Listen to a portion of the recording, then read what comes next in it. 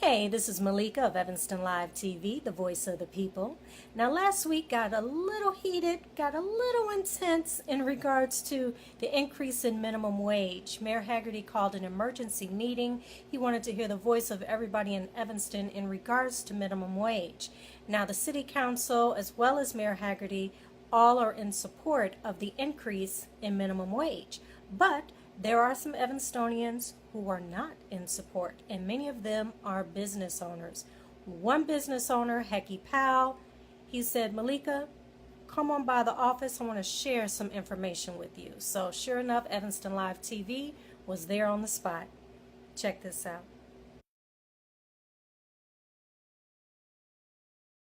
Hey, Hecky. Hey, Meleika, how you doing? Good. So, it's been pretty exciting over the past 24 hours. Sure has been a lot of fun here. The emergency meeting at the council meeting called by Mayor Haggerty, and you had given an interview with Bill Smith at Evanston Now, and people were commenting like crazy. You had people coming to your defense with all the work you've done in the community, and then you had people who were, very upset because you do not support the increase. Right. So, can you explain to the people why a business owner shouldn't support the pay increase? When I train a person, or when we train them here, it costs us. That's a cost to training people. So if you got paying a person as soon as they hit that door, and it's an entry-level position, you got to remember, this is entering into the workforce. It's entry-level position. And if you bring them in here on an entry-level position, for them to charge, for me to pay $10 an hour, it's not good, because I have to have somebody train them. And let's say that person costs me $11 an hour. That's $21 an hour I'm paying for training. And a lot of times these people, sometimes they just don't last. They don't want to work. If they don't want to work, they get their first 2 checks and they're gone.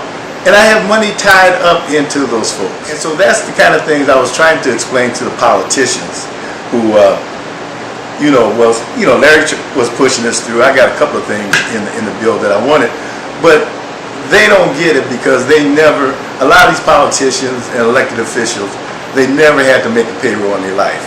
And they don't know what all goes into this. So there I am, that's my feelings about that. But besides that, it costs me more money, and then also, when you run the numbers, it doesn't add up.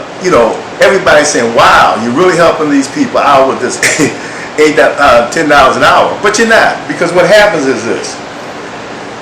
For example, for a person who's making $800 every 2 weeks, they will have to pay $60.89 in federal taxes. They pay $49.60 in Social Security taxes. They pay in Medicare, they pay $11.60. In the Illinois state income tax, they're going to be paying $26.60, which comes up to $148.69 that is being taken out of their check. Now, when you divide all that and what's taken out of their check and what they're taking home, it's like $8.14.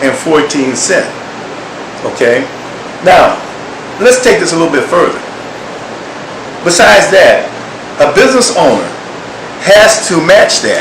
I mean, not have to match that. A business owner has to pay taxes and so forth for these same people out of his profit. Now, remember, it's not coming from the employee. It's coming from the employer out of our profit. For example, we would have to pay $49.60 in Social Security. We have to pay $11.60 for Medicare. Federal, $4.80. Illinois, $17.20. For that person, out of my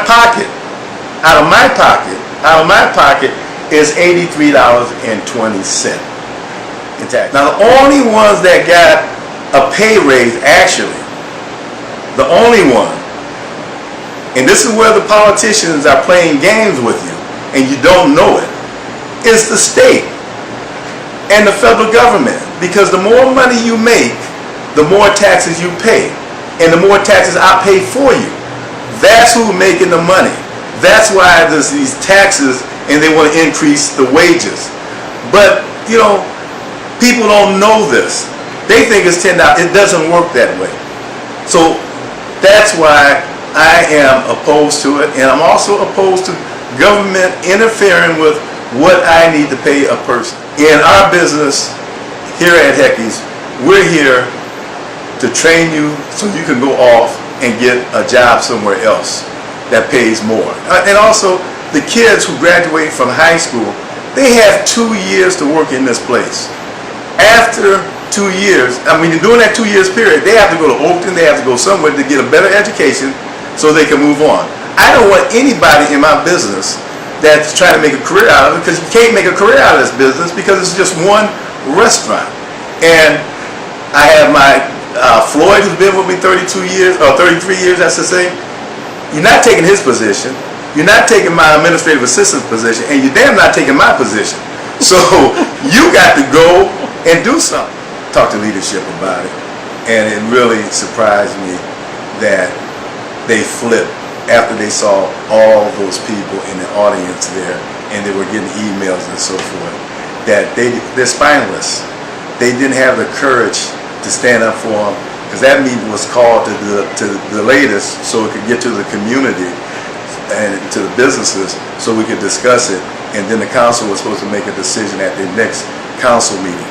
But because they received so much heat from these people that they really are a bunch of spineless folks up there, instead of just telling them what the meeting was called for and what they're going to do, as it was explained to me.